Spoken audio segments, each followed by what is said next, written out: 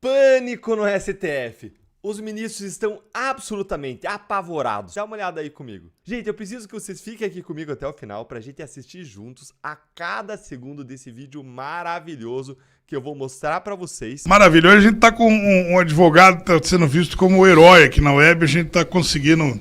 Hoje a gente conseguiu trazer ele aqui com muito sangue, suor e lágrimas. Tudo bem contigo, doutor Jeffrey Schichini? Satisfação, Ricardo.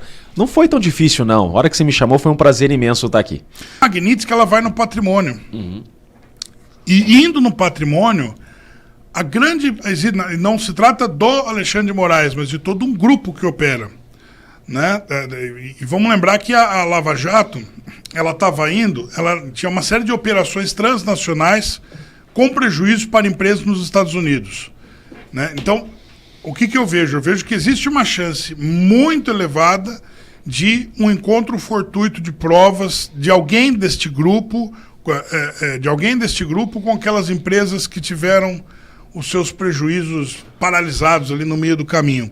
E aí, então, uma espécie de... como se fosse uma reabertura de uma Lava Jato, né? E aí é um efeito cascata incalculável. Né? Um efeito cascata incalculável. Mas eu queria te ouvir sobre isso. O que você acha? Você acha que dá para dar um plot twist desse tamanho? O doutor Eduardo vai poder falar até melhor do que eu desse tema, porque tem reflexo muito mais cível do que criminal.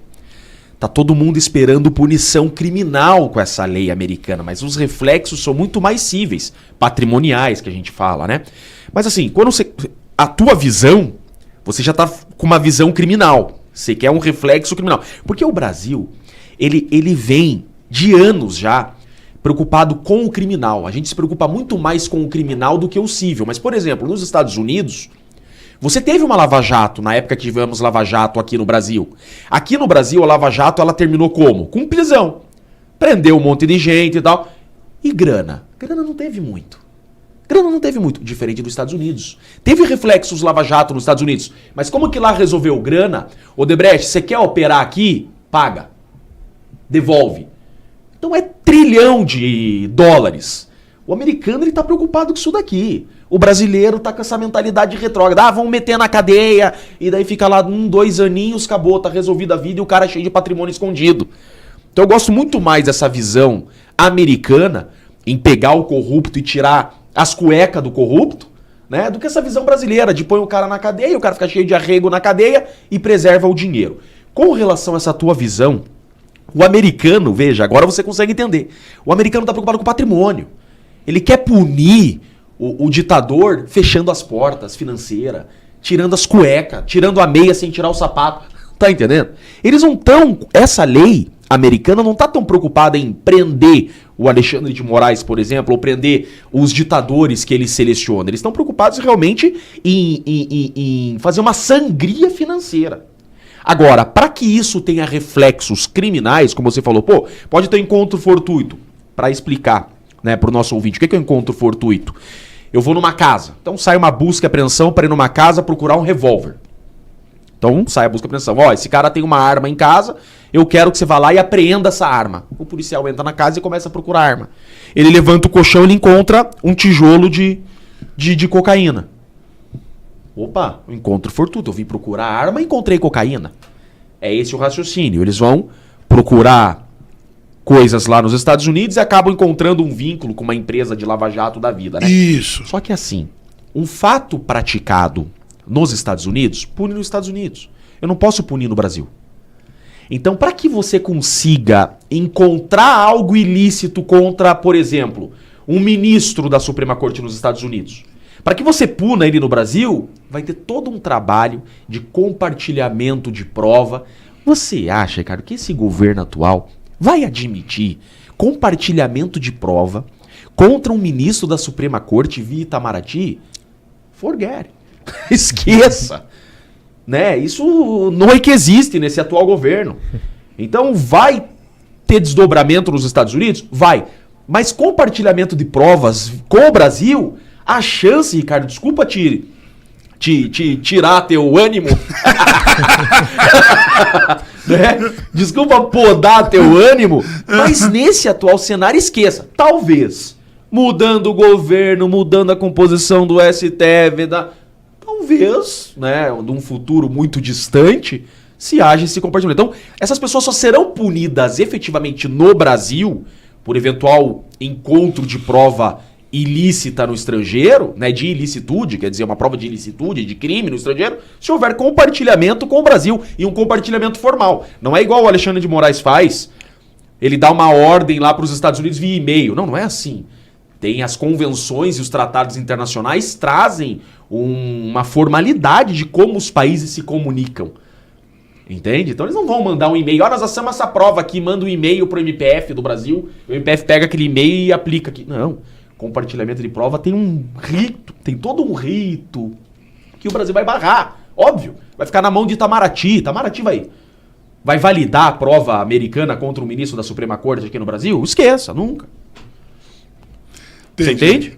Entendi. Eu sei que é empolgante. Não, tudo bem. Né? Mas na via criminal, eu acho que não vai rolar nesse momento. Mas o Dr. Eduardo pode explicar muito melhor. Na via civil, o bicho vai pegar. O que eles querem fazer, essa sangria financeira, eles vão conseguir. Isso sim.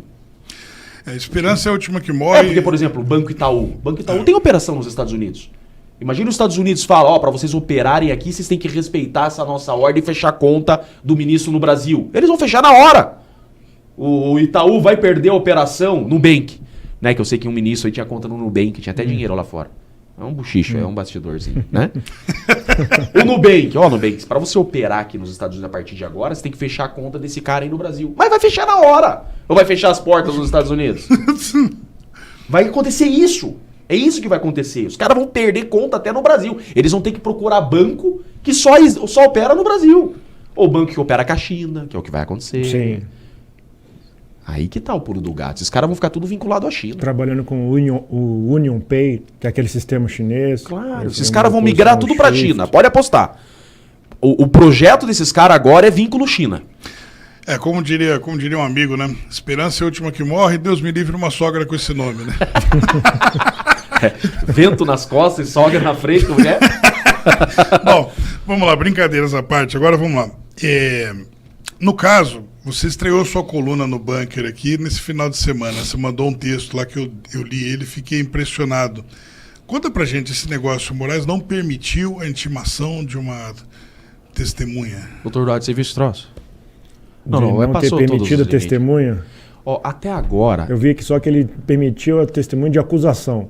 Até agora eu tava passando pano pra OAB, sabe? Até agora eu tava passando pano. Você tava segurando a onda? Porque é o seguinte, a OAB não tinha sido provocada ainda. Eu tava até passando um pano, porque eu mesmo não podia criticar a OAB, porque eu mesmo não precisei dela ainda. Eu não mandei um ofício pra OAB, preciso de um socorro aqui, a OAB me negou. Eu não posso reclamar. Só que agora eu vou fazer. Porque é o seguinte, você viu o que aconteceu, Ricardo? Eu vou explicar pra você. Imagina só. Você tá sendo acusado de homicídio, Ricardo. Vou fazer um exemplo aqui pro povo entender. Chegou uma cartinha na tua casa do Ministério Público falando: você, seu João, você ontem à noite, no ponto de ônibus da rua tal, esfaqueou o fulano de tal. Você fala, o quê? Eu não fiz isso. Eu não fiz isso. Né? Tá bom. Você tem 10 dias pra se defender. Você vai e se defende. Aí você fala, cara, mas como que eu vou provar que às 11 da noite eu não tava no ponto de ônibus e que não fui eu que esfaqueei o fulano? É essa a acusação. Eu tava no restaurante tal e tinha o dono do restaurante tava na mesa do lado e ele me cumprimentou, ele vai lembrar de mim. O dono do restaurante estava na mesa do lado. Eu não sei o nome do dono do restaurante direito, eu não tenho intimidade nenhuma. Como que eu vou pedir para esse dono do restaurante ir no dia da minha audiência testemunhar a meu favor que eu tava ali? Não vai. Se eu chegar lá, oi senhor, tudo bem? Você lembra que eu jantei no teu restaurante? Eu tô sendo acusado de ter esfaqueado um cara ontem no ponto de ônibus. O senhor pode ir comigo na minha audiência falar que você me viu aqui? O cara vai falar, cara, suma da minha frente. Eu nunca nem te vi. Nunca nem te vi. Nem era eu que tava lá. Aí o que eu faço? Eu falo, excelência, eu tenho essa testemunha. Eu estava nesse restaurante, esse restaurante tem câmera. E esse dono do restaurante estava na mesa do lado e ele me viu. O que o juiz faz? O juiz manda o oficial de justiça bater na porta do restaurante e fala: o senhor tem que comparecer nessa audiência aqui dia tal. E se você não for, eu vou te arbitrar uma multa. Pô, o cara vai. Se eu chamasse, ele ia? Não ia. Mas o juiz chamando, ele vai? Com certeza ele vai. E ele vai chegar lá, o juiz vai falar: você não pode mentir. Você está compromissado a dizer a verdade. Esse senhor jantou no teu restaurante no dia tal, ele vai lá e falar: ele estava na mesa do lado, nesse horário, eu lembro. Agora, o que o Alexandre de Moraes fez é o seguinte: quem quiser ter testemunha, se vire para trazer. Ou seja, eu vou ter que me virar do avesso para convencer esse dono do restaurante a ir na audiência. O problema é que nesse processo do 8 de janeiro, as principais testemunhas se chamam G. Dias, né? Tagliaferro, Flávio Dino. Como que eu vou levar o G. Dias na audiência? O Alexandre de Moraes, ele disse o seguinte: eu arrolei as testemunhas, o G. Dias. Uma das minhas testemunhas é o G. Dias. Por quê? Porque no 8 de janeiro ele estava circulando dentro do prédio, todo mundo viu, né? Ninguém tem dúvida que o G. Dias estava abrindo porta, servindo aguinha, Tá né? filmado. Servindo blusinha pra quem tava com frio, tá tudo filmado. Caso... Né? Eu falei: eu quero que o G. Dias seja ouvido. O ministro Alexandre de Moraes falou o seguinte: intime as testemunhas do Ministério Público mediante oficial de justiça. Então, para as testemunhas que o Ministério Público indicou, o oficial de justiça vai bater de porta em porta e vai fazer isso. Ó, você tem que comparecer aqui por ordem do ministro Alexandre de Moraes, dia tal, horário tal, sob pena de ser conduzido coercitivamente e multa. É uma intimação. É uma né? intimação assinada pelo Alexandre de Moraes. Você não vai, Eduardo? Você cancela uma cirurgia importante de saúde, mas você vai, né? Para as nossas testemunhas, não. Ele disse assim: dane-se as defesas, ele escreveu assim: dane-se as defesas, se virem e tragam as testemunhas que vocês querem que sejam ouvidas. Eu não vou intimar ninguém. Oficial de justiça não vai intimar nenhuma testemunha indicada pela defesa. E agora, o que eu vou fazer? Mas não tem repercussão no meio dos advogados? É isso que eu falei. Isso nunca aconteceu. Não tem precedente isso? Nunca isso houve no Brasil. Sabe o que ele aplicou? Ele aplicou o Código Civil. Num processo civil, isso aqui é um processo criminal, é uma liberdade isso. No processo civil, agora é a área do doutor Eduardo, no processo civil você tem que se virar e levar a tua testemunha. Isso é normal no processo civil. Traga a sua testemunha. Ele falou: aplique aqui analogicamente o Código de Processo Civil. Só que eu não posso utilizar da analogia. O que é analogia, gente? Analogia é o seguinte: eu tenho um fato que a lei criminal não trata desse fato. Puxa, que lei que eu vou aplicar esse fato se a lei penal não trata dele? Eu vou utilizar o Código Civil, Código de Processo Civil, porque é um caso análogo. Aqui não, aqui existe lei específica para esse caso criminal. Aplica-se a lei mais específica. Qual que é a lei mais específica? Código de Processo Penal, é um processo criminal. Eu não posso utilizar analogia nesse caso porque eu tenho uma lei própria para esse caso. Ele escreveu expressamente: aplica-se analogicamente o Código de Processo Civil. Então, assim, são sucessivos erros básicos que um aluno do primeiro... Sabia que é no primeiro período do curso de Direito que você aprende isso? Mas você acha que é erro ou é dolo isso? Não, mas é dolo. E não é nem dolo eventual, é dolo direto de primeiro grau. Ele tem domínio técnico. Ele tem domínio técnico. Ele tá falando porque quer. Tá fazendo porque quer. Tudo que eles estão fazendo é porque eles querem. Não ache. Você vê, essa semana mesmo eu postei na minha rede social lá, doutor Eduardo. Postei um voto do Gilmar Mendes na DPF 153, se eu não estou enganado de cabeça, na DPF. É um voto dele sensacional. Assim, ó, uma aula o voto do Gilmar Mendes, coisa linda, em 2010. Uma aula de direito. Entendimento que eles estão mudando agora, completamente diferente. Se configura exceção é por causa disso.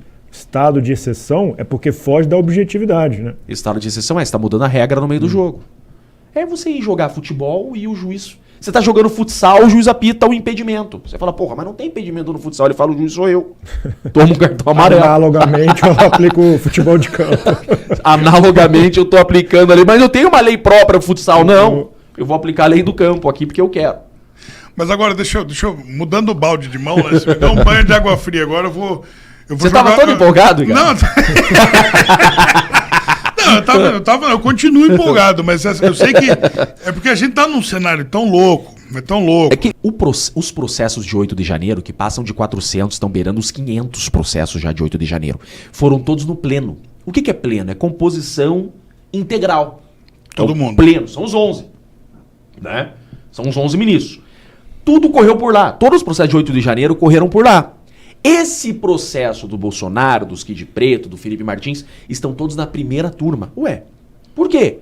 Se parte da acusação é 8 de janeiro, sabia? Bolsonaro tá respondendo pelo 8 de janeiro também.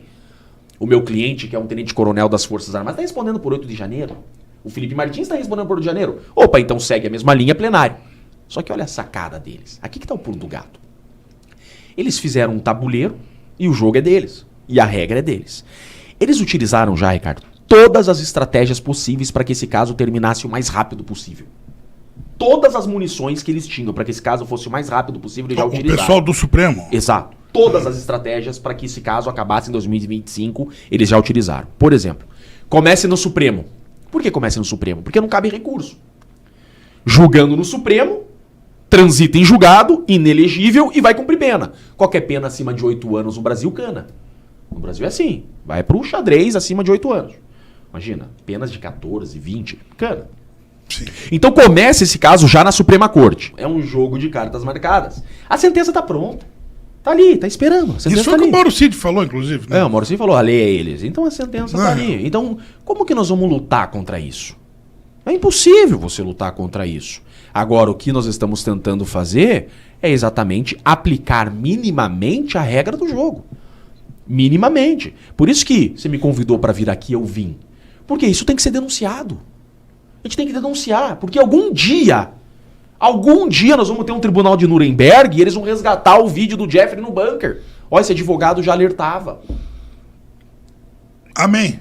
Essa é a nossa... É por isso. Essa é a nossa missão, documentar cara, mesmo. porque um dia eu espero, né, provavelmente eu vou estar ou careco de cabelos bem brancos, que esse caso vai ser revertido. Mas olha só, o que eu comecei a dizer agora há pouco, né, sobre um balde de água fria, um possível balde de água fria.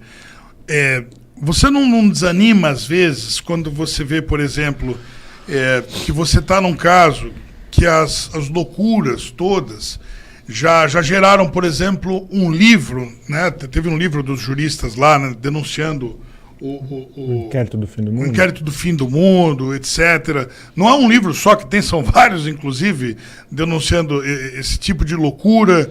E todos os dias, não existe um dos dias da semana nos quais alguém não acorde com uma loucura feita por um membro da Suprema Corte ou de cortes superiores. Então você... E aí você fala, poxa, eu estou me esforçando aqui e agora eu tenho tive uma ideia fantástica, eu vou fazer dessa maneira. E aí, de repente, você se depara com esse tipo de coisa todas as vezes que você tem uma iniciativa boa. Né? Não, pô, eu tive aqui, tô agindo dentro da lei, tô certo, minha estratégia é boa, vai dar um bom resultado, o desdobramento vai ser legal. E aí você se depara com alguma atitude do tipo... Não pode intimar essas testemunhas ou algo do tipo. Você não vai desanimando como advogado? Eu tô acostumado a lidar com promotor, né? Não, mas promotor. Ricardão, eu adoro esse jogo. Vocês entenderam? O promotor. Cara, eu sou advogado criminal. Eu adoro esse jogo. É minha pinga. Se eles acham que eu vou desanimar, eles estão completamente enganados. Vem a decisão, já tô pensando no segundo passo, na estratégia. Vamos pro pau. Vamos até o fim. Não tem. Eu adoro esse jogo. É réplica, é tréplica, é truco, é 12, é 6. O que você acha? Não vou desanimar. Você acha? Não, tudo tá me bem. dando estímulo, tá me estimulando, tá me empolgando ainda mais. O que você acha que vai dar no final das contas esses casos? Olha só. Qual vai ser o desfecho disso? Sabe por que eu pergunto? Vai longe, hein? Eu pergunto porque é o seguinte, o enredo é ridículo. Sabe onde que vai dar tudo isso? Vai terminar em Netflix. Vai terminar em A Volta dos que Não Foram. Vai ser esses troços. Deixa eu te contar uma. E não tá só na Suprema Corte. Desculpa te cortar, vou fazer um paralelo aqui. Não, claro. Já tem juiz andando. Tem. Escute essa, eu tava contando. Eu vou preservar o santo. Eu vou contar um milagre, mas vou preservar o santo pra não expor. Tá? Porque hoje tudo é processo, né? Já tô cansado de processo. Aí... Aí, escute essa. Eu fui fazer um júri, Ricardo. Olha essa, doutor. Eu fui fazer um júri, cheguei pra fazer um júri. Tem mais essa também, você perguntou da casca. Pô, eu venho de júri, eu sou advogado de júri. Minha praia é júri. Aí, cheguei pra fazer um júri, minhas testemunhas incomunicáveis, num júri. Pro povo entender. as testemunhas ficam numa sala reservada. Tira o celular da testemunha. Uma testemunha não pode falar com a outra. Elas ficam incomunicáveis num júri. Testemunhas incomunicáveis, começa o júri. Eu ali de beca, o promotor de beca, o júri começa, o jurado sentado. A juíza olha pra gente e fala assim, doutor, só pra avisar vocês, eu não ouço testemunhas. Agora. Eu falei, como é que é? Não, eu não ouço testemunhas. Como que você faz um júri sem ouvir testemunhas? Não, e pior de tudo, ela olhou pro promotor e falou, doutor, eu não vou ouvir tuas testemunhas nem da defesa. Pelo menos não fui só eu que apanhei, o promotor apanhou um pouco. Né? A gente olhou assim, o promotor, tá bom. Pra ele é bom. Pra ele é bom, né? Eu falei, excelência, mas como que eu vou exercer um contraditório pra defesa? Não, doutor, não sei como que você vai exercer teu contraditório pra defesa. O que eu fiz? Baixei a tela do meu computador e falei, não vou fazer o júri. Desse jeito não dá pra fazer o júri. Aí começou um bate-boca, tal. O promotor pediu pra cancelar o júri, cancelou o júri, a juíza habitou uma multa em mim dizendo que eu não queria fazer o júri. Aí fui pro tribunal, recorri da multa, o tribunal tirou minha multa porque eu não abandonei o júri, eu tava lá, eu só questionei. Olha o que tá acontecendo. Sim. Existe isso, a juíza olhar e falar, não vou ouvir as testemunhas. Então as testemunhas estão em cárcere privado, porque as testemunhas estão numa sala incomunicáveis, isoladas. Né? E daí ela demorou pra fazer a ata, ela demorou umas 3 horas pra fazer a ata da audiência, porque acho que ela queria que eu fosse embora, não assinar a ata. Você acha que eu não vou assinar a ata? Não sou louco? Uma multona de 240 conto.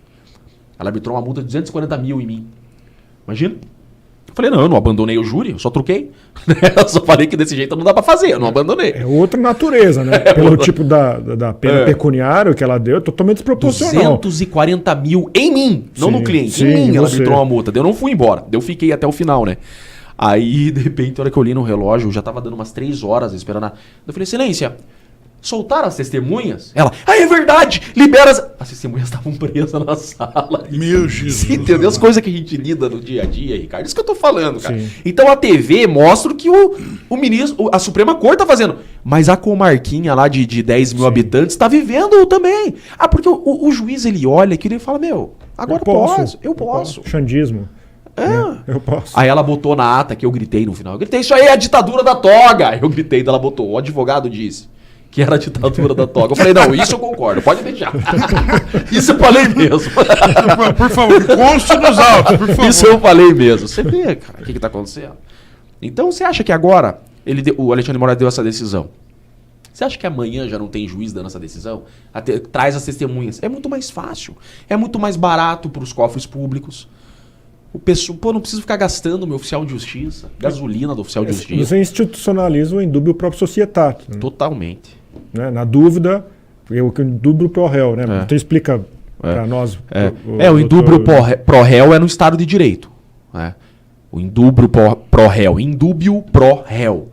Significa que o Estado tem que ter certeza para punir. Se o Estado não provou a certeza, ele não pode punir, ele tem que absolver. A gente chama de na dúvida absolve. Não é que na dúvida absolve, é que a inocência ela se presume no Estado de Direito. Então, se o Estado não superou a presunção de inocência com prova da culpa, ele tem que inocentar. Indúbio pro réu. Eles inventaram um tal de dúbio pro societá. Na dúvida é a favor da sociedade. Não faz sentido. Porque se é a favor da sociedade, continua sendo a favor da liberdade. Né? É mais ou menos o indúbio pro réu, né?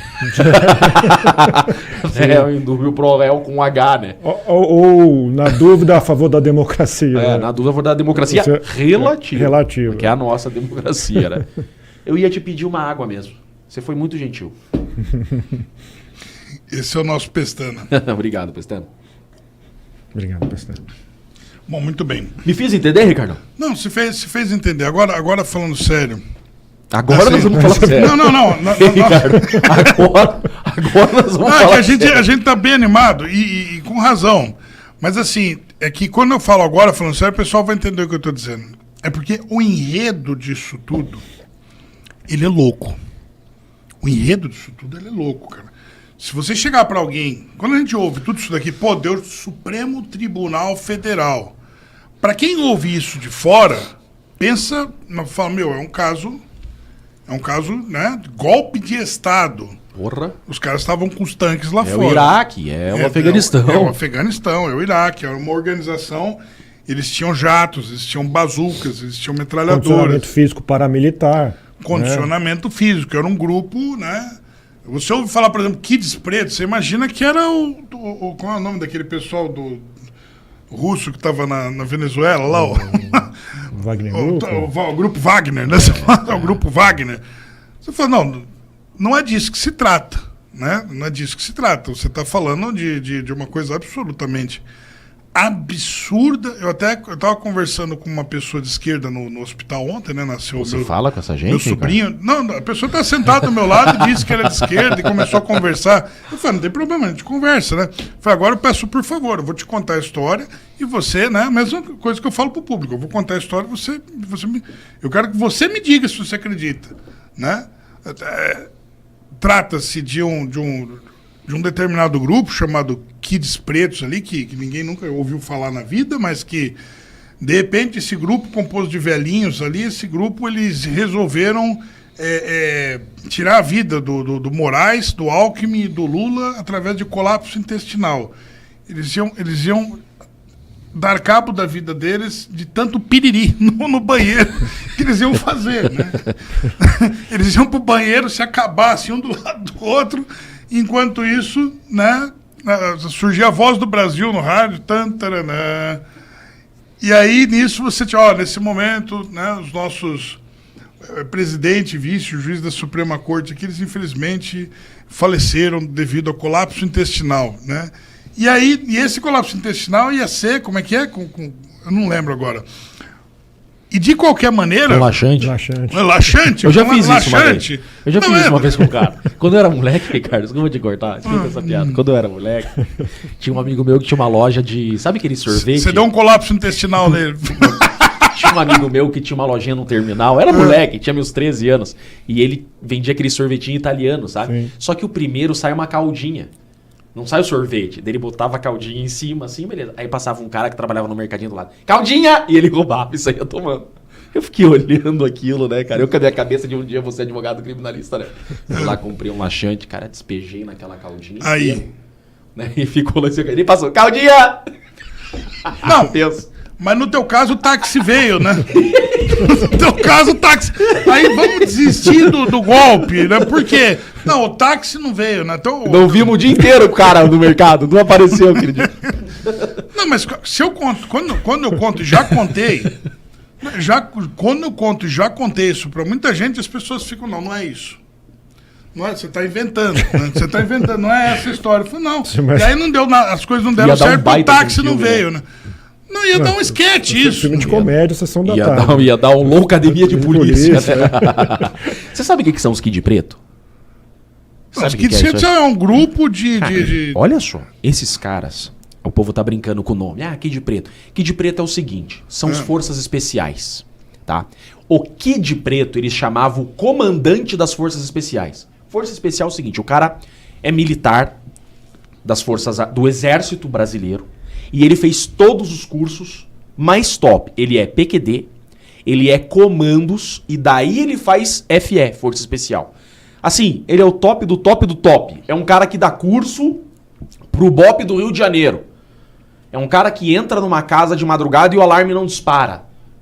Entendeu? É um cara que daria um tiro de fuzil 762 a 1 quilômetro. Entendeu? Eles estão falando que esse cara, que é elite da elite da elite, que não tem nome na farda, ele tem um número em uma operação. Entendeu? Que esse cara não conseguiu pegar um táxi. Irmão. Pô, 20 anos de curso. A gente mora no Brasil. Quantos nóia craquento com uma moto piseira sem placa executa um homicídio? Você vai me dizer que um Kid Preto, que é um FE, que é um força especial, que ele entra num quartel, o quartel inteiro sabe, tem um FE aí. É assim. Um FE, quando ele entra numa unidade militar, o quartel inteiro sabe que um FE chegou. Cara, tem um FE aqui no quartel. Tipo, o cara É pra denegrir também a instituição, né? Claro! Eles querem acabar com os FE, debochar. Vocês são os lixos. Eles pegaram o top dos top e falaram, vocês não pegaram um táxi. Vocês não pegaram um táxi. É pra humilhar, isso mesmo. E outra coisa, essa história de matar ministro, isso não existe no papel. Eu tô no processo, eu conheço da primeira Não existe no papel? Não existe isso. Nem o Mauro Cid falou. Não existe um elemento dessa criação. Eles queriam atentar contra o Lula, contra o... da onde eles tiraram isso? Eu olho, eu falo, cara, da onde vocês tiraram isso? Isso tá no Não, relatório isso que você tá da falando, polícia. eu achava que tava no papel isso daí. Não, isso tá no papel, da seguinte forma. É o relatório da Polícia Federal que o delegado botou no teclado dele. A trama golpista era matar o fulano. Beleza, você tá dizendo que a trama golpista é matar o fulano e o ciclano. Da onde você tirou isso?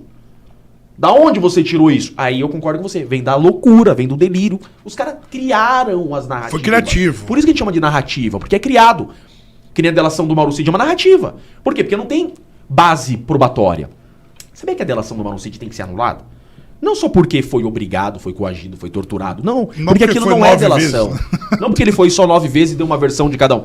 Mas é porque aquilo não é delação premiada, Ricardo. Aquilo é uma confissão. Aquilo é um papagaio. É um papagaio. Você assopra e ele repete. Um papagaio faria aquilo. Delação premiada, igual na Lava Jato, teve delação premiada. Delação premiada. Você fala e você mostra o Pix, o TED. Eu mandei... Era assim Lava Jato, ó. Eu mandei tantos milhões pro Lula. Tá aqui o TED. Pô, isso é delação premiada, cara. Isso teve na Lava Jato. O Vacari fez isso. Entendeu? Os caras... É uma colaboração, né? Isso, os caras davam Pix. O bandido O colaborando. cara matava a cobra e mostrava o pau. Entendeu? Agora... Não é uma tortura. O Cid, ele fala e não tem um documento. Não tem nada, ele não tem documento. Isso é uma confissão, isso não é colaboração premiada. Isso não é delação premiada. É uma confissão. Você entendeu? Agora, por que eles querem delação premiada? Tem uma sacada aqui. É isso que o povo tem que entender. A delação premiada, ela é importante pro ditador. Ela é importante porque na falta de prova você fala, a delação falou. Você tá entendendo por que eles querem delação premiada? Endossou a loucura pra do delegado. substituir a prova. Sim. Eu não tenho documento, eu não tenho prova, mas eu tenho a delação. Eles criam uma delação premiada para substituir a falta de provas. Porque você rebate, você fala, tá, a gente não tava perseguindo o Alexandre de Moraes. Não tem prova disso. Não, o Cid falou. Assunto encerrado. Você entendeu por que eles querem uma delação premiada? Todo processo ditatorial, eles precisam de um X9. Porque daí a delação premiada vem substituir a falta de prova. É aí que tá. É um jogo de xadrez que está sendo bem jogado pelo dono do tabuleiro. É o piá de prédio, o dono da bola, a regra é dele. E se jogar diferente dele, ele pega a bola e leva embora. Entendeu? Bom, muito bem. Isso tudo que você está dizendo Você me estava leva... mais animado antes de você me trazer aqui. Não, eu continuo animado. É que eu estou pensando aqui seriamente o seguinte, eu sou analista político, né? E quando você fala tudo isso, eu vejo o cenário atual, de onde a gente veio, por onde a gente passou, onde a gente está e por onde a gente está indo, né? E eu começo a me perguntar qual é a solução para isso tudo, porque tem gente inocente na cadeia, não resta a menor dúvida. O Brasil encheu as ruas por causa disso. Ó, agora... Pode falar, Gordão. Só era... Eu gostaria de saber, Dr. Jeffrey, você teve alguma... Eu sei a resposta, mas eu gostaria de escutar. Você teve alguma dificuldade de ter acesso, por exemplo... A gente quer registrar, né? A súmula vinculante 14 do STF. Então, de ter acesso, né? O acusado, o paciente, ele tem que ter acesso a todas as provas, né, angariadas, conseguidas na formação do inquérito. Você teve alguma dificuldade de ter acesso ou de cumprir a súmula vinculante 14 do STF? Essa súmula vinculante 14, Ricardo, para te situar, esse ouvinte, ela diz o seguinte: o STF fala assim, tudo que já está documentado, o advogado tem que ter acesso. Eu lembro uma vez, você me falou da súmula 14, eu contava esse exemplo na sala de aula. Eu era advogado recém-formado e eu fui numa delegacia de polícia. Aí eu cheguei na delegacia de polícia e eu falei pro polícia assim, eu quero ter acesso ao inquérito. Aí o cara olhou pra mim assim, você não vai ter acesso ao inquérito. Aí eu falei, não, eu preciso ter acesso ao inquérito, pô. Como que meu cliente tá preso. Eu li, meu cliente tava preso por, como que era? Acho que ele roubou fio de cobre. Era furto de fio de cobre. Pô, imagina. Né? Aí eu falei, não, eu quero ter acesso ao inquérito. Ele falou, não, você não vai ter acesso. Eu falei, súmula 14 dele. Não, aqui não tem essa súmula, não. Aqui não tem essa súmula 14, né? O que eu fiz? Virei as costas e fui embora. Você tá falando muito difícil. Essa súmula não tem aqui, não. Tá muito difícil, doutor. Então, eu contava... Já olhei no depósito, não tá lá, não. Então, veja, né? Dureza. Eu achei que eu nunca mais ia viver isso. Eu achei, pô, isso aí eu vivi uma vez na vida, né? Então, você imagina. Tem um trecho dessa acusação desse processo Né? Então você viu que eu já passei nessa vida? Você acha que eu cheguei de graça aqui, Não, cara? eu tô no Fantástico Mundo de Bob, que eu tô formando a cena na cabeça aqui. Cara, aí, o que acontece? Tem trechos da acusação, relatório da Polícia Federal, por exemplo, usa ERB. O que é ERB? Estação Rádio Base. Por exemplo, meu celular tá aqui. Sim. Tá? Meu celular tá trocando sinal com alguma antena. Né? Por exemplo, eu moro em Curitiba, hoje eu tô em São Paulo. Certo. Né? Se a justiça pedir um relatório pra TIM, esse meu celular é TIM, a TIM vai mandar um relatório, vai falar, ó, o Jeffrey Chiquini no dia tal, hora tal, estava em São Paulo. Como que eles sabem que eu tô aqui? Porque esse meu celular tá trocando sinal, com uma antena em São Paulo. Qual Certo. antena? A antena mais próxima daqui. E fica esse registro? Fica esse registro numa tabela de Excel maravilhosa. É sensacional. De fácil compreensão. Nossa, todo júri que eu faço júri toda semana. Todo júri que eu faço, eu peço esse extrato de ERB, porque é sensacional. E o juiz me dá em uma semana. Por quê? Porque é fácil. A TIM fornece do ano. O juiz pede, eu quero o extrato de 2024 do celular do Jeffrey. A TIM fornece em uma semana. Em Excel, você dá Ctrl F, é sensacional. Olha Você só. vê a antena, o horário de conexão, é muito legal. Se eu fizer uma ligação pra alguém, vai mostrar o número pra quem eu disquei. Essa é a questão da geolocalização, onde que o cara tava. Sensacional Né? Se isso ele tava daqui. próximo à torre, ele tava ali, então. APE, exato. Ele não diz que eu tô aqui, porque ele vai dizer qual é a torre. Aí eles têm que fazer uma triangulação de torre e saber onde eu tô. Mas dá pra fazer. Triangulação, pega as três, falando que tava nessa região mais ou menos aqui. Esse relatório da PF fala que meu cliente, por exemplo, do dia... Eu vou falar exatamente. Do dia 11 ao dia 18, é exatamente isso. Ele estava em Brasília. O meu cliente morava em Goiânia. Ele estava em Brasília. E ele fala, segundo a ERB. Ele fala, segundo a ERB, do telefone tal, ele estava em Brasília. Ou seja, você tem uma prova documental. Ele falou que ele tem a ERB. Ah. Ele falou que ele tem a ERB. Eu falo, eu quero a ERB. Não vem. Meu cliente tá indo pro 6º mês preso. Faz 6 meses que eu peço essa ERB. Esse aqui é para o seu cliente. Ele não me dá. Coisa que num processo de júri eu consegui uma semana. Quer dizer, conseguia, né? Porque a partir de agora, né? Tá, não sei se a juizada vai dar. dar. Mas nesse caso, estavam dizendo que ele estava num lugar e a IRB... Como que eu vou provar? A IRB diz que ele está em outro. Não. O contrário. A Polícia Federal fala assim, Polícia Federal, digo que ele estava em Brasília. Certo. A Polícia Federal tá falando, ele estava em Brasília, porque a ERB disse que ele estava em Brasília. Aí eu falo, eu quero ver essa ERB. Eles não me dão. Deixa eu conferir aqui. Eles não me dão. Ou seja, súmula vinculante. Sim. Tá documentado e eles não me dão acesso. É aquele troço que eu vivi na delegacia de polícia há 15 anos. Só que agora no. Só que agora na Suprema Corte. O Gilmar Mendes tem uma frase muito legal, que ele parou de usar. Ele falava o seguinte, o STF não é um órgão que não erra. É o órgão que erra por último. O Gilmar Mendes falava isso. Hoje ele não fala mais, obviamente. É exatamente o que está acontecendo. Não pode. Você lembra que... Você já ouviu aquela piadinha, né? O sujeito fala assim, ele vai lá na Coreia do Norte lá e pergunta pro cara, tem súmula vinculante 14? Como é que tá o governo do seu país aí? Ele fala, olha, eu não posso reclamar.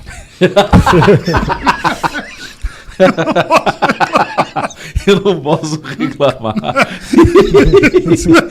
Literalmente. Literalmente. Agora, nesse meio tempo, o que você viu assim de mais absurdo ao ponto de ser inesperado?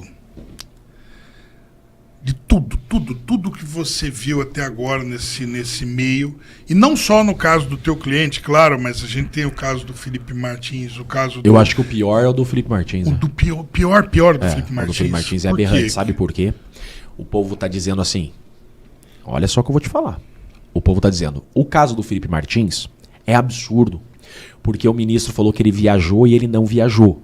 Beleza. O pior disso, a prova que o STF utilizou para dizer que ele viajou é uma prova ilegal, é uma prova ilícita. Aquela prova que eles utilizaram para dizer que o Felipe Martins saiu do Brasil é um documento falso. O nome do cara tá errado, tá Felipe com E. Com E. É Felipe com I. O número do passaporte tá errado. Então você imagina, cara. O documento utilizado para falar te prendo porque você saiu do Brasil é um documento falso. Então é o caso mais aberrante, é o do Felipe Martins. O caso do meu cliente, por exemplo, tem várias aberrações assim também, como essa de falar que o cara tá em outro lugar, era aniversário do cara e ele tem uma foto em casa. Como que falam que ele não tava em casa se ele bateu uma foto em casa no aniversário dele? Né? Nessas datas que eu falei, a polícia afirmando que ele não tava. E eu tô falando, porra, a foto aqui! Desculpa o palavrão. Entendeu? Tem casos absurdos também. Outra coisa, meu cliente tá preso por quê? O Mas fato que eles estão ali... você vai acreditar na foto ou no que eu tô falando? Não, você vai acreditar em mim ou na PF? Quem sou eu na ordem do dia, né? Então veja, o meu cliente tá preso por quê? O fato que imputam a ele é em dezembro de 22. O cara foi preso em final de 2024. Cara, o que ele fez pra ser preso? O que aconteceu de novo? O cara tava em liberdade desde dezembro de 2022 e não tentou matar ninguém. Agora você prende ele em final de 2024 por quê? Isso não existe, ele não foi condenado. Tá prendendo o cara no inquérito. Por quê? Pra prender. Qual o risco da liberdade desse cara? O que de novo veio? Então, assim, aberrações em cima de aberrações. Mas eu acho que a pior é do Felipe. A do Felipe é absurdo, né? Outra coisa, por que do Felipe é absurdo também? O cara foi preso por sair do Brasil. Outra coisa, ele tava proibido de sair do Brasil? Ó, ele não saiu do Brasil. Ele não saiu do Brasil, primeiro ponto. Segundo ponto, ele não estava proibido de sair do Brasil. Terceiro ponto, a prova que disse que ele saiu do Brasil é uma prova ilícita, ilegal. Cara, e a geolocalização dele. E a geolocalização dele, que eles sabiam que ele estava no Brasil. Mas sabe o que eles falam? Eles falam o seguinte, geolocalizaram assim, não, deixou o celular em casa para enganar a justiça. E o que você acha do andamento desse processo do Felipe Martins lá fora? Então, o Felipe Martins é um amigo pessoal meu. Eu e o Felipe Martins nós somos muito amigos, né? Então, assim, tudo que eu sei é um pouco que o Felipe me conta, né? Mas eu também não fico especulando muito, né? Porque tem uma situação de estratégia da defesa dele e tal, nós somos amigos. Mas o que eu sei de pouco de bastidor, né? É que tá bem avançado. Mas sabia, Ricardo, que o processo do Felipe Martins é ele, Felipe Martins, que ele contratou um baita no escritório lá. Aquela advogada que tá dando entrevista é uma advogada super respeitada. Ela é bem competente, o escritório daquela advogada lá que atua nos Estados Unidos, tá? É o Felipe Martins que tá processando o governo americano. O processo lá é exatamente isso. Eu, Felipe Martins, processo o governo americano porque alguém do governo americano, em especial da imigração, falsificou meus dados. Lá isso é muito sério. Lá dá indenização, lá na grana, né? Lá dá indenização de milhões de dólares se ele ganhar essa ação. Então é ele que está processando o governo. Só que olha só que legal, por que esse caso é tão interessante? Um dia antes da audiência do Felipe Martins, e eu falo isso pelo que eu sei do caso, mesmo como todo mundo sabe. Não é informação privilegiada minha, é o que nós advogados sabemos pesquisar e eu tô vendo, né? Um dia antes daquela sessão de julgamento da denúncia do Felipe Martins, o governo americano se manifestou oficialmente sobre fraude na imigração. Olha como o caso dele é grande nos Estados Unidos.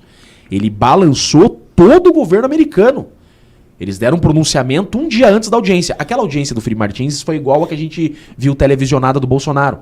Então tem uma denúncia e aí o juiz vai decidir se recebe a denúncia ou não. Lá na justiça americana, como que foi?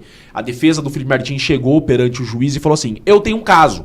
Na justiça americana é assim. Não é igual aqui no Brasil, que você peticiona, junta num sistema, cai na imprensa antes de todo mundo. Né? Lá nos Estados Unidos não, é uma audiência presencial. O advogado surge e fala, eu tenho um case. O juiz fala, qual que é teu caso? Você vai e apresenta o caso. O juiz intima a parte contrária, que tá ali no plenário. Lá é tudo júri, né? Nos Estados Unidos é tudo audiência júri, né? O advogado do Estado poderia ter contestado a acusação. Ele poderia falar, não, essa alegação do Felipe Martins é absurda, tal, eu contesto. Ou ele podia ter oferecido um acordo.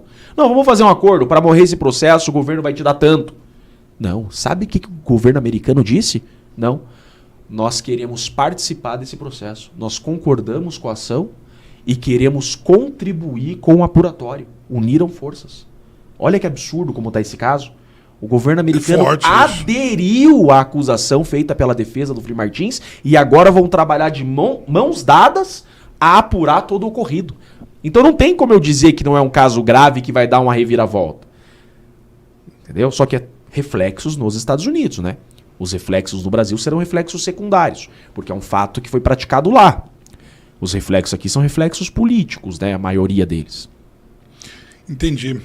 E, assim, é uma pergunta um pouco complexa que eu tenho, mas eu queria ouvir disso de algum advogado que está atuando nesses casos, né? O Moraes, recentemente, ele deu uma entrevista para o New Yorker, lá para o sujeito fez uma biografia do Che Guevara, essa turma toda, né? Essa turma toda democrática, né?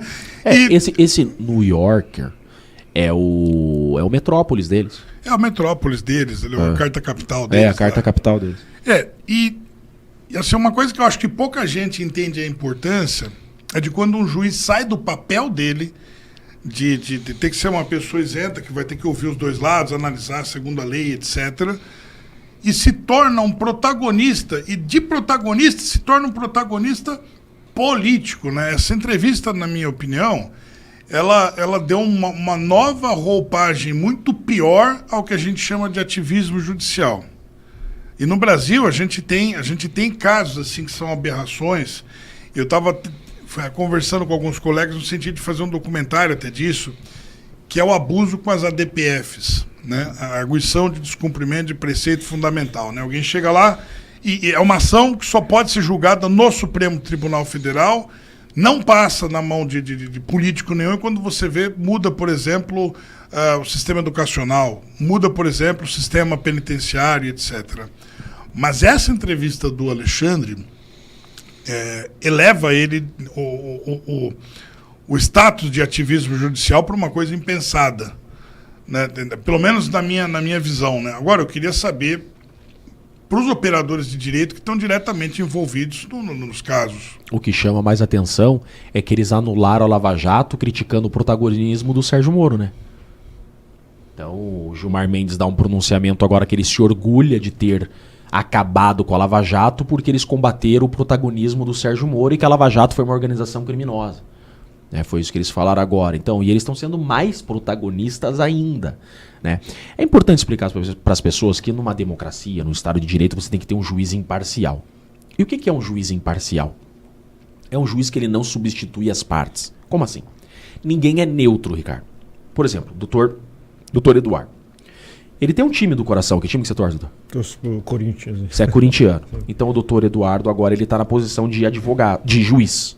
O Eduardo é o juiz dessa mesa e ele é corintiano, tá? E você é o réu, Ricardo. Você é palmeirense. Eu te pergunto, o doutor Eduardo pode julgar você? Pode. Ele é imparcial? Depende. Ele vai se portar como imparcial? Porque a imparcialidade é aquilo que eu mostro ser, não é aquilo que eu realmente sou. Neutro ele não é. Ele deve estar te olhando em canto de olho, né? Palmeirense, né?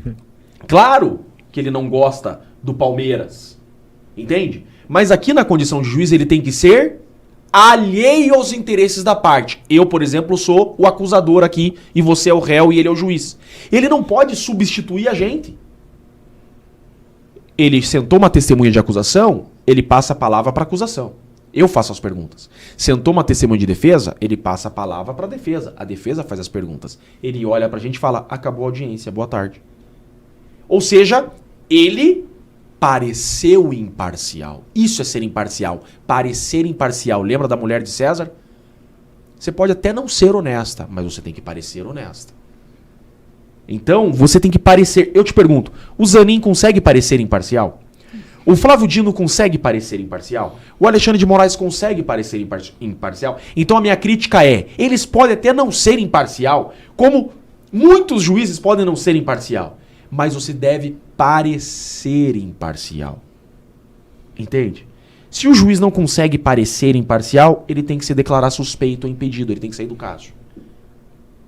Então a crítica que eu faço é essa. Quando ele faz esse book, quando ele dá aqueles pronunciamentos, quando ele pede para intimar as testemunhas da acusação e não da defesa, ele está substituindo uma parte. Veja, ele está inclinado à acusação. Se ele está inclinado à acusação, significa que ele não está sendo imparcial. Por isso que a deusa teme, sabe aquela estátua da frente do STF? A estátua mais cara do mundo. Se você tocar nela, é 14 anos de prisão. Não existe nenhuma estátua no mundo que se você tocar nela, você vai preso. Aquela é a única. Com batom. Com batom, é. Ah, proibido a posse de batom ali. Você viu que aquela estátua, ela tá cega? E é por isso que o ministro tem uma foto que ele tá de olho fechado. Aquela foto de olho fechado é, eu sou imparcial. É esse o significado, não é outra coisa. Aí,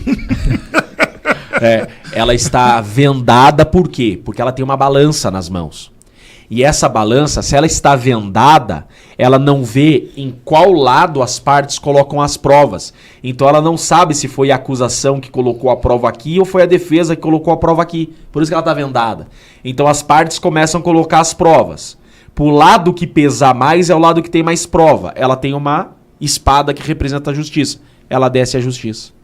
É essa a representação. Eu pergunto, quando o ministro fala, eu vou ouvir as testemunhas do Ministério Público e não vou ouvir as da defesa, ele está vendado?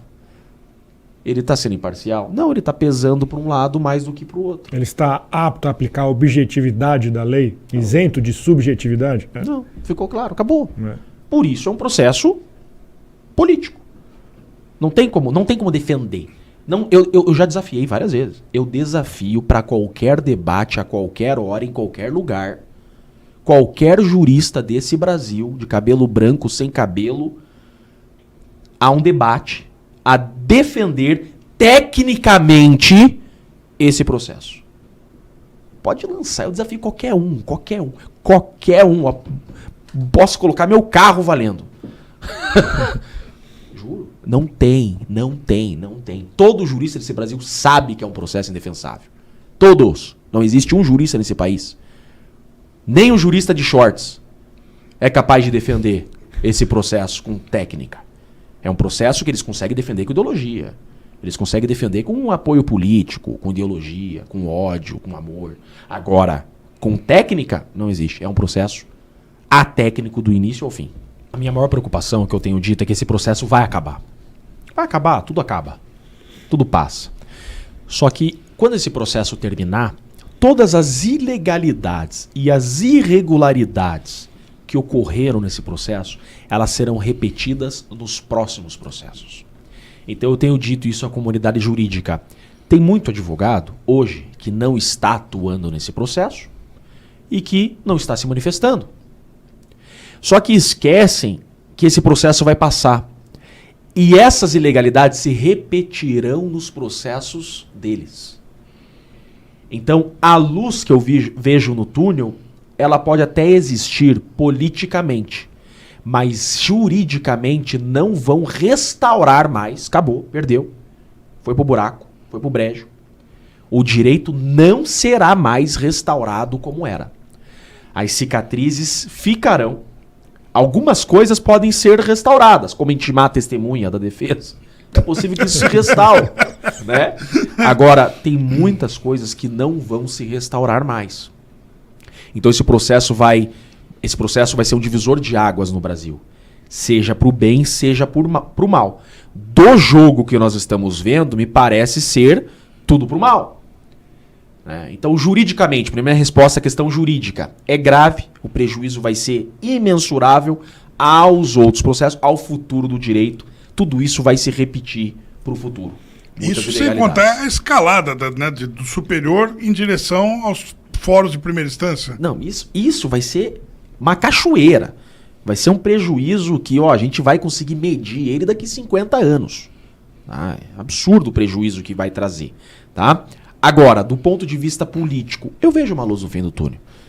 Eu vejo. Você vê? Eu vejo. Ponto Como de vista isso? político. Eu não consigo visualizar uma reeleição do Lula, se for um jogo limpo. Deixar bem claro. Eu acho que é impossível uma reeleição do Lula num jogo limpo. Tá. Né? E é impossível um Senado que não seja 2/3 de direita em 2026. Se for um jogo limpo. Então, tendo um jogo limpo, eu acho que o presidente do Brasil não é o Lula e o Senado vai ser renovado em 2/3. As coisas começam a mudar. O problema é que o Brasil ele não é tecnicamente uma democracia. O Brasil você não tem 3 poderes. O formato do sistema brasileiro é um país de um único poder. Por quê um único poder? O judiciário é o último a falar. Então, se o judiciário é o último poder a falar, você não tem 3 poderes de fato. Você tem 3 poderes no papel, mas na prática é um poder. Por exemplo, passa a anistia, que é o tema do momento. E vai passar. A Gleisi já jogou a toalha. Sim. Né? Então, a anistia é a pauta que vai passar. A anistia é uma lei. Tá? Então, o Congresso aprova a lei. Vai para o presidente sancionar. O Lula vai vetar. volta pro Congresso. O Congresso derruba o veto, vira lei. Todo mundo comemora, você vai comemorar no teu canal, vai todo mundo soltar fogo de artifício. O PGR, que faz parte do sistema, ele vai fazer uma ação direta de inconstitucionalidade. Ele vai falar pro STF, STF, essa lei da anistia é inconstitucional. O STF pode, um único ministro, então tem um sorteio, um relator, pode dar uma liminar e suspender os efeitos dessa lei em 24 horas. Então a lei é publicada hoje, daqui 24 horas vem uma liminar monocrática, né? Um único ministro dá uma liminar e suspende os efeitos da lei da anistia. Ou seja, quem está preso continua preso, quem está condenado continua condenado. Até que o STF julgue a ADI. Vai julgar daqui 4 anos, vai julgar daqui 5 anos e fica a liminar lá, com a lei suspensa.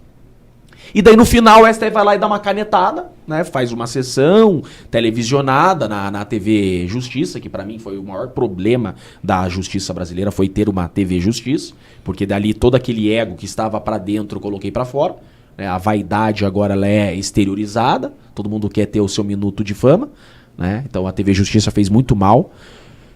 Então daí eles vão lá e declaram a lei da anistia inconstitucional. Pronto, acabou a anistia. Mas a anistia é o povo que decide. Não, mas o povo não fala por último. Que poder, a gente fala, né? O poder emana do povo. Claro que não emana do povo. O poder emana de juízes que não foram eleitos. Se eles não foram eleitos, como que o poder emana do povo? O poder emana do povo. São eles que falam por último e a decisão deles é incontestável. A decisão de um juiz a decisão de um ministro da Suprema Corte é incontestável. Você não tem para quem recorrer. Então o poder não emana do povo, não, Ricardo. E nós não estamos, nós precisamos de uma reformulação. O Brasil, esse atual sistema de justiça, ele é um sistema falido. O Brasil não é efetivamente uma democracia. É um país de um único poder. Quem manda no Brasil é a Suprema Corte. Mas aí você me deixou confuso, porque você falou que estava vendo luz no fim do túnel e me jogou mais um balde de água fria. Sim, a única forma é um presidente peitudo e um Senado forte e aí uma guerra política. Guerra de narrativas, guerra política. Tracionar, tem que tracionar essa corda. Olha só, Montesquieu criou a tripartição de poderes não para que fosse harmônico, para que houvesse uma atração justa. Então, um cabo de guerra entre os poderes. É normal. Ai, que nem, né, os ministros falam, né, bem bonitos, bem vestidos. Os poderes hoje estão em harmonia. Mas quem disse que a tripartição de poderes foi feita para que houvesse harmonia? Sim. É o contrário, é um poder fiscalizando o outro. Sabia, Ricardo? Sim. Tripartição de poderes não foi feito para que os poderes vivem em harmonia. É para que os poderes se respeitem. Olha só, ministro, eu sou o Senado. O Congresso criou essa lei. Se você não aplicar essa lei corretamente, nós, senadores, vamos te impeachment. Então é instaurar processo de impeachment. Aí o Poder Judiciário vai, opa, eu não quero ser impeachmentado, beleza. Eu volto a aplicar a lei, beleza, solta a corda. É essa atração que a tripartição de poderes precisa.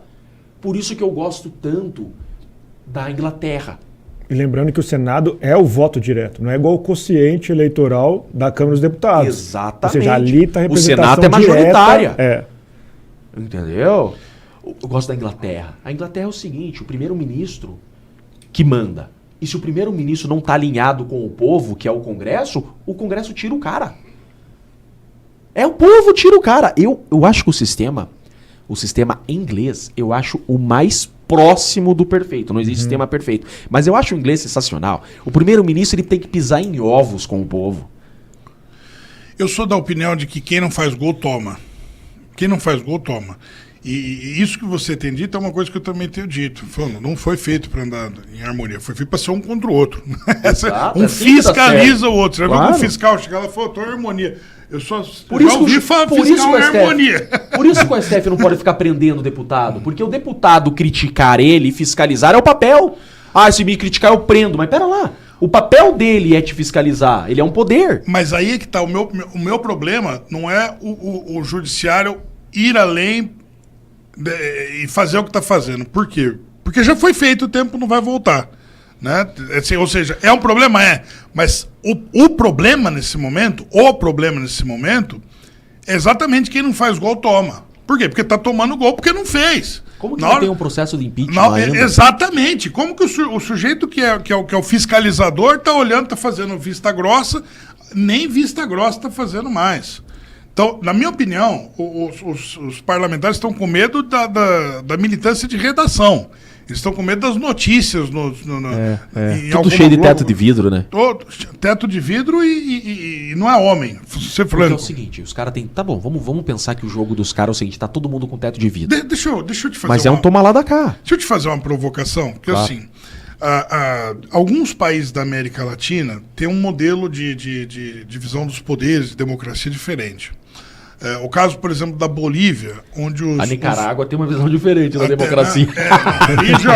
A Venezuela também. Mas ali já chegou no sui generis ali. No caso da Bolívia, por exemplo, eu acho muito interessante que os juízes da Suprema Corte são cargos eletivos. A população vota. Né? A população vota em quem que vai... É uma eleição. Né? Você não acha que essa seria uma solução para esse caso que você citou, por exemplo, da TV Justiça? Já que o cara quer ser um popstar... Sensacional. Você coloca... Então, tudo bem, você quer... Não dá para voltar. Porque os Estados Unidos fez com o lobby, por exemplo. Cara, eu coloco uma lei, os caras vão violar a lei. Não tem jeito. O que eu falo? Libera. Só que você é obrigado a documentar tudo que você está fazendo aí. E aí, acabou com o problema. Né? Opa, peraí. É permitido, mas eu não posso cometer crime e ainda tenho que dizer o que eu estou fazendo. Se você olhar para o viés que democracia é o poder do povo, né? Então tá bom, todos os poderes têm que estar na mão do povo. Elege o legislativo, elege o executivo, elege o judiciário. Então o raciocínio está perfeito. Você acha que seria uma boa... Seria péssima opção, mas a menos ruim, né? Não, seria ruim, mas seria menos ruim. Eu realmente não tenho uma ideia formada sobre isso. Os Estados Unidos fez isso com o Ministério Público, né?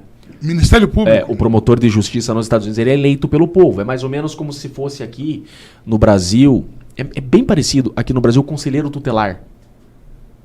Então a região elege o seu conselho tutelar. Nos Estados Unidos é assim. É o Ministério Público, é o promotor regionalizado. É bem semelhante ao nosso conselho tutelar. O promotor nos Estados Unidos. Ele é eleito, eles fizeram isso com o promotor. O juiz não. O juiz é um cargo que é um cargo de carreira. Mas eu vou te falar uma coisa. O problema disso tudo que eu vejo seria a corrupção, né? Mas corrupção por corrupção, né? Eu acho que quando eles criam esse formato do poder judiciário da forma como é uma forma de blindar os juízes contra pressão externas, porque a partir do momento que ele é eleito, ele pode sofrer pressão externa. Tanto que, historicamente, você fala que o STF ele é contrapopular. Por quê? Porque é uma instituição que não pode sofrer interferências externas. Sim. E a partir do momento que você coloca um juiz político, ele sofreria interferências externas para não perder o mandato. Como, por exemplo, um deputado que é eleito pelo narcotráfico. Porque você sabe que dinheiro elege deputado, elege vereador, claro. Elege, né? Tem o cara que se elege na urna, o Nicolas. O Nicolas é eleito pelo povo. Sim. Mas tem aquele deputado com pouco voto na margem, que o voto do cara, cada voto custou R$2.000. Eu acho que o juiz não ser eleito é para evitar isso. Sim. Então tem que pensar muito bem. É legal a tua indagação. Eu acho que no Brasil não daria certo.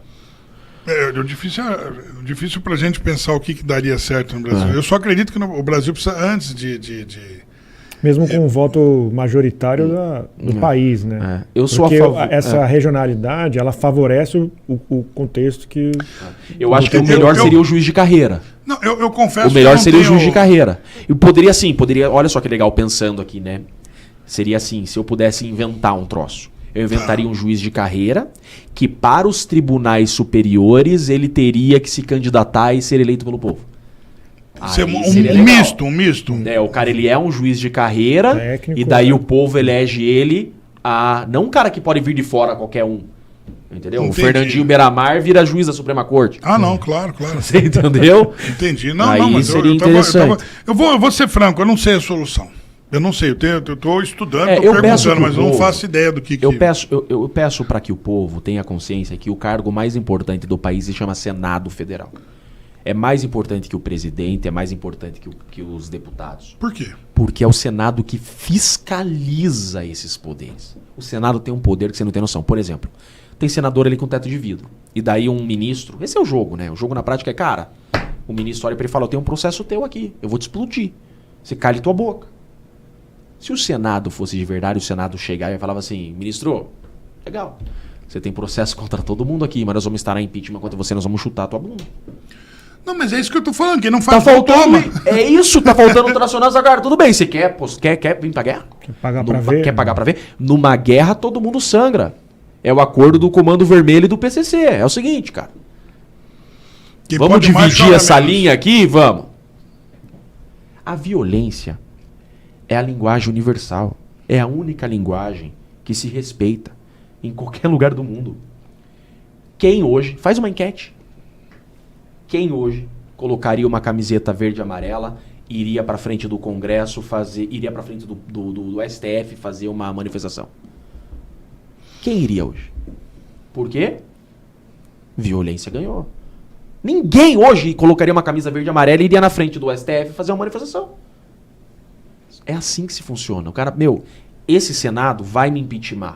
Ei, vamos viver de boa? Vamos. Zerou, fechou.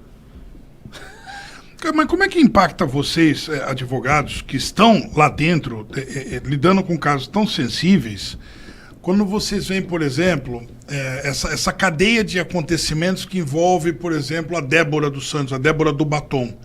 E me refiro ao fato de ser tão dramático. Você fala, cara, era uma dona de casa, com 2 filhos... E ela ia passar, né? Eu não sei se... Inclusive você falou que não é... Você ouviu um vídeo teu esses dias dizendo que ela de repente pode voltar pra cadeia, né? Ela vai voltar. Você acha que ela vai voltar? Porque eu acho isso muito impactante. Impactante ao ponto de encher uma Paulista de gente. Encher uma Paulista de gente. Em Copacabana, eu estava lá, eu fiz a cobertura em Copacabana. Eu estava na área de imprensa lá, eu vi o tanto de gente que teve lá. Você tirar o sujeito do sossego, para ele ir se manifestar no Rio de Janeiro, numa Copacabana, de manhã, debaixo daquele sol que é um castigo aquilo ali, tem que ser uma coisa muito importante. O cara tem que se importar muito com aquilo ali, né? E a Paulista é a mesma coisa. Tem que se importar muito com aquilo ali. E não foi pouca gente. E depois ainda tem a prova negativa, né? Quer dizer, a esquerda convocou um manifesto e conseguiram encher a calçada da Viela, né? Assim, uma coisa... Foi quase uma coisa... Se o Bolsonaro fosse comprar um pastel, juntava mais gente. Juntava mais gente. Reunião de condomínio. Não, mas é que o que eu estou dizendo assim, para o sujeito que está ali, o advogado que está à frente disso, defendendo a pessoa, deve ser um fardo muito pesado, porque assim, cara, se eu não der o meu melhor do melhor... Essa pessoa vai passar 17 anos lá dentro, eu vou carregar isso na consciência. O pior é que não depende do advogado, né, coitado? Não, eu sei que não depende do advogado, mas isso não tem como o cara se livrar disso. Como o cara vai se livrar de um peso desse? Ou a consciência dele está cauterizada, ele morreu como alma, ou ele vai lidar com isso. O que mais incomoda o caso da Débora é o seguinte, é a proporcionalidade das coisas. Primeiro que aquilo não é crime. O crime da Débora... de forma bem forçada, poderia ser crime ambiental. Ambiental? Tem um crime ambiental que é de detenção, ou seja, não admite prisão preventiva, a condenação não pode ser no regime fechado, né?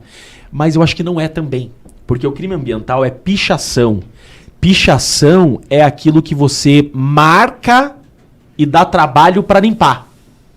A reversibilidade. Né? Exatamente, o da Débora não é pichação, porque Sim. um batom você tira com muita facilidade.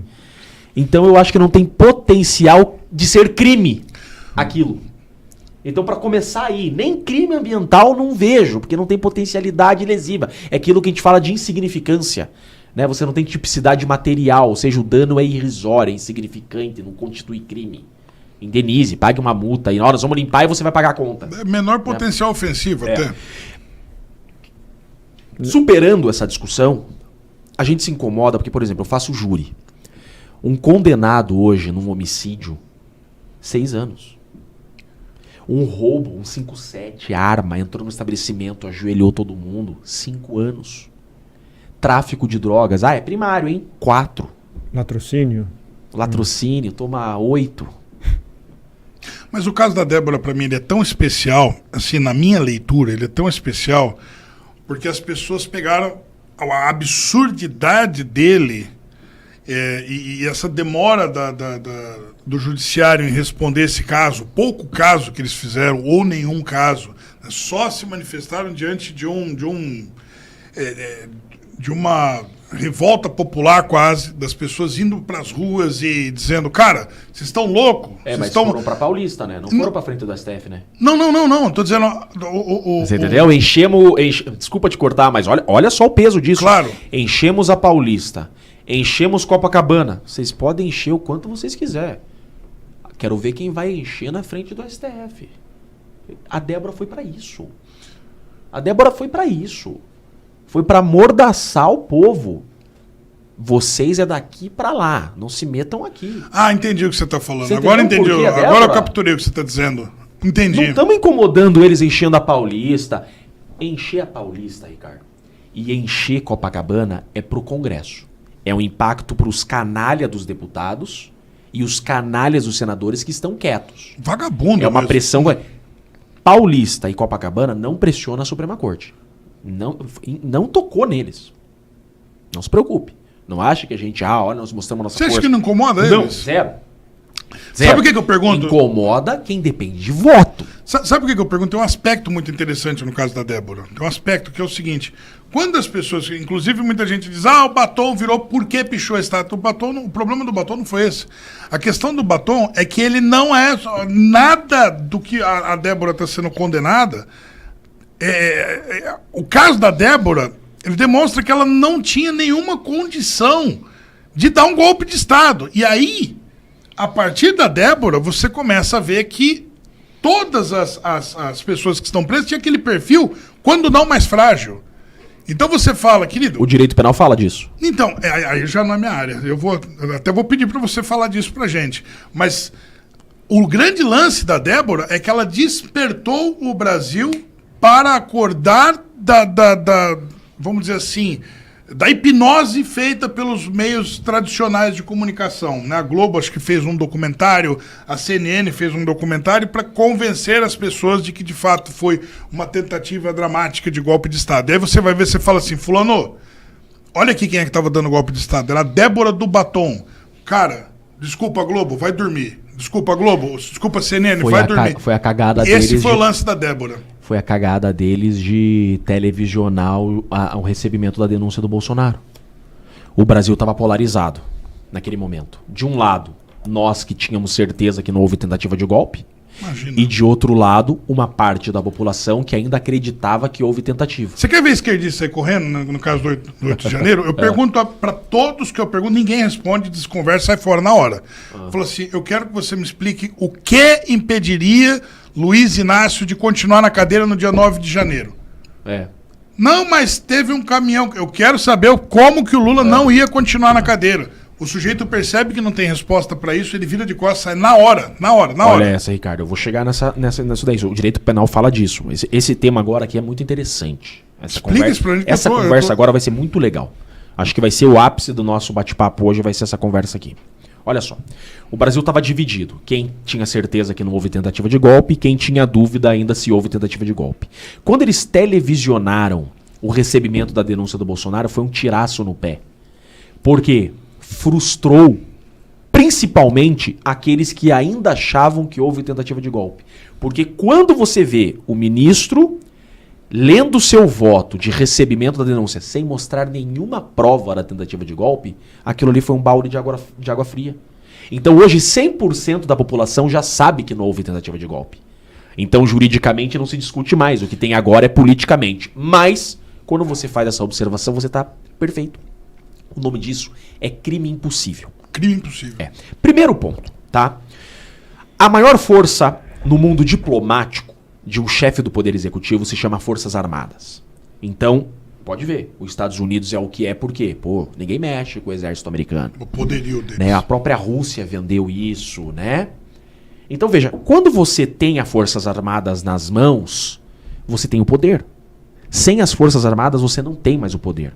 O Bolsonaro, em novembro, ele deu as Forças Armadas para o Lula. Isso, na diplomacia, significa tudo. Eu passei o cajado.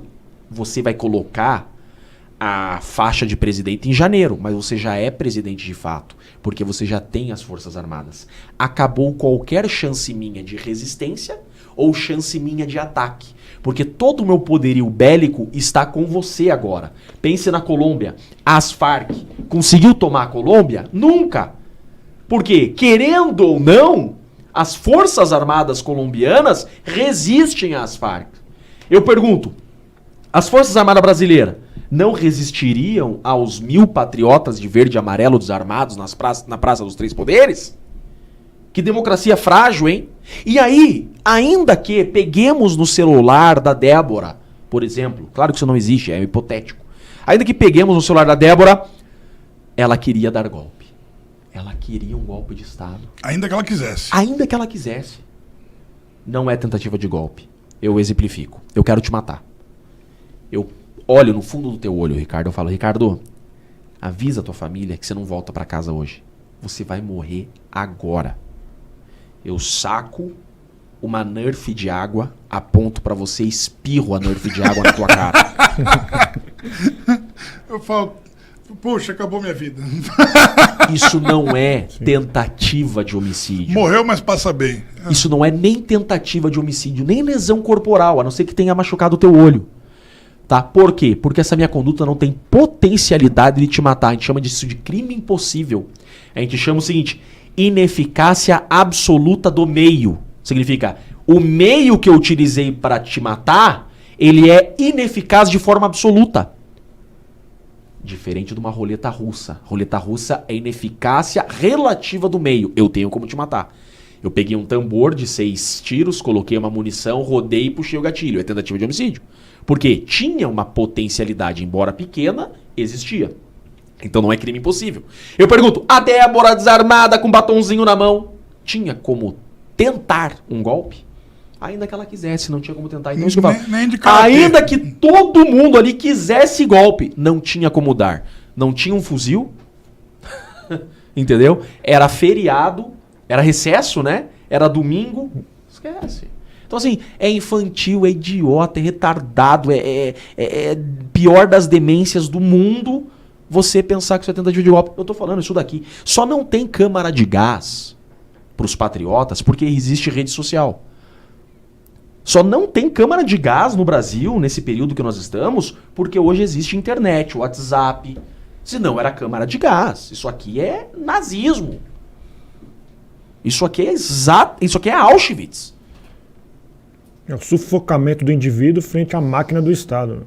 Só faltou câmara de gás. Eles sabem que não tem crime. Isso aqui é uma perseguição total, das piores. Até para fazer uma convergência com o Dr. Jeffrey, que você falou bem da blindagem, né? O STF não se importa com Paulista lotado ou Copacabana lotado. A publicação do atual presidente da Corte, o ministro Barroso, ele teve uma publicação em 2015 que ele afirma que a função da Corte é justamente contrariar a opinião pública e conduzi-la. Contra-popular. Conduzi-la. Eles sempre falaram isso. Todos os livros sempre foi isso. O STF, eles se vangloriavam. Que é um dos ideais do iluminismo. Contra-popular. Nós não fomos eleitos, nós somos contra-popular.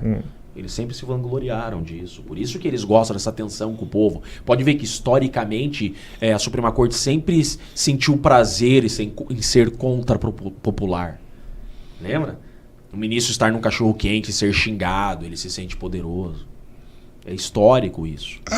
Tem essa. O glamour da... São importantes para a regência do novo despertar da sociedade. Isso vem do iluminismo. Nós somos o contra-popular. Nós somos necessários à proteção da democracia verdadeira. O povo derrubaria a democracia se não fôssemos nós o guardião do Estado. Entendi. Não vamos jogar a toalha. Só termina quando acaba. Então tem muita água para rolar. Esse processo ele é um divisor de águas. Ou é o povo amordaçado, em definitivo, ou é o povo livre. Esse processo que nós estamos tendo a honra de atuar é um processo do povo. Não é um processo meu, do meu cliente somente. É um processo do povo brasileiro. 2025 é um ano muito importante. E o povo precisa tracionar contra essas ilegalidades. Porque no final das contas, o desgaste diário dessas ilegalidades, no final das contas, vai ajudar. O que está acontecendo com esse processo é que ele já atingiu seu ápice e agora ele está numa descendente. Tudo desgasta. Não existe uma ditadura, uma tirania que dure para sempre. Né? Desde que o mundo é mundo, toda tirania, o momento caiu. E cai por quê? Pelo desgaste. E nós já sabemos que esse processo já está desgastando. E o povo tem que cada vez mais tracionar com os tiranos e mostrar que, embora eles não acreditem nisso, o poder é do povo e nós não abrimos mão disso. Não se negocia a nossa honra, o nosso caráter e nossa liberdade. Ricardo, obrigado pelo convite. Doutor Eduardo, prazer imenso. Chiquinho, prazer enorme. Obrigado, doutor Chiquini. Satisfação, viu? Satisfação é minha, Pô, viu? Ricardo é forte, cara. ele quase encostou esse osso nesse, cara.